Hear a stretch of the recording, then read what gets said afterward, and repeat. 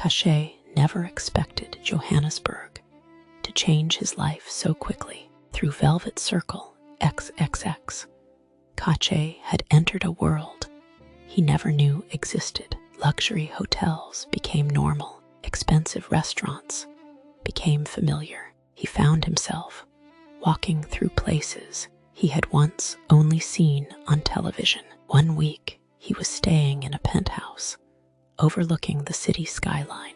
The next, he was boarding flights to exclusive destinations with wealthy clients. For the first time in his life, people treated him like he mattered. Money flowed faster than he could have imagined. His younger brother finally had decent clothes, proper meals, and a safe place to sleep. The stress of surviving each day slowly began to disappear.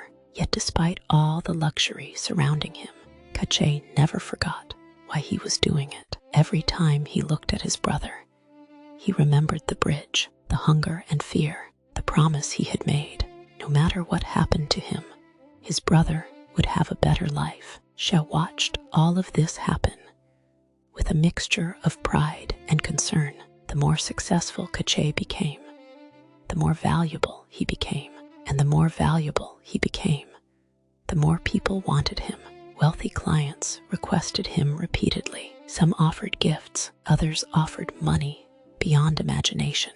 A few even hinted that they could take him away from Velvet Circle XXX entirely if he wanted. Sha never liked hearing those conversations. At first, Cachet thought his behavior was purely professional. Later, he realized the truth. Sha had fallen in love with him.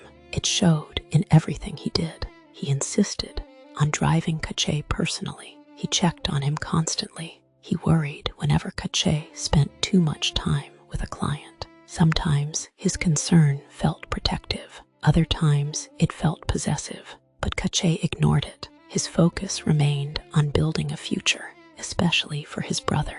Then one evening, everything changed. It happened at one of Velvet Circle XXX's most exclusive events. The venue was hidden behind layers of security. Luxury cars lined the entrance. Powerful people moved through the building as if they owned the world. Even Sha seemed unusually tense. Cachet noticed it immediately. Throughout the evening, Sha kept checking his phone, kept looking toward the entrance, kept glancing at security. Something was different. Eventually, Cachet asked what was wrong. "Tonight," Sia said quietly, "you're meeting someone important."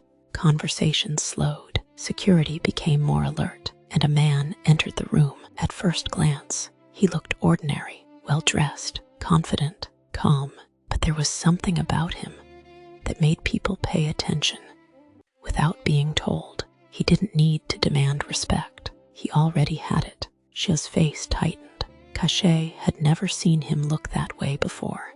"Who is that?" Cachet asked. "His name is Ruslan," Shia replied. Somehow it felt heavy, important, dangerous. Cachet watched as Ruslan continued moving through the crowd. Every person who spoke to him seemed careful with their words, measured, respectful, almost afraid. Then, from across the room, Ruslan stopped. His eyes settled directly on Cachet. Cachet couldn't explain why, but something about the man's gaze made his stomach tighten. It wasn't attraction. It wasn't fear. It was instinct. The feeling that his life was about to change again. Slowly, Ruslan handed his drink to a waiter. Then he started walking toward him. The distance between them grew smaller. 10 steps. 8, 6, 4, 2.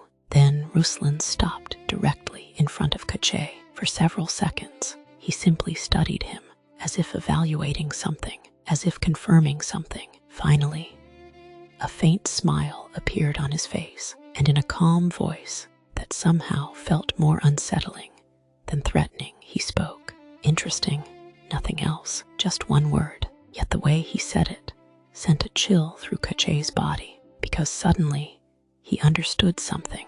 This wasn't just another client, and whatever happened next, nothing in his life would ever be the same again.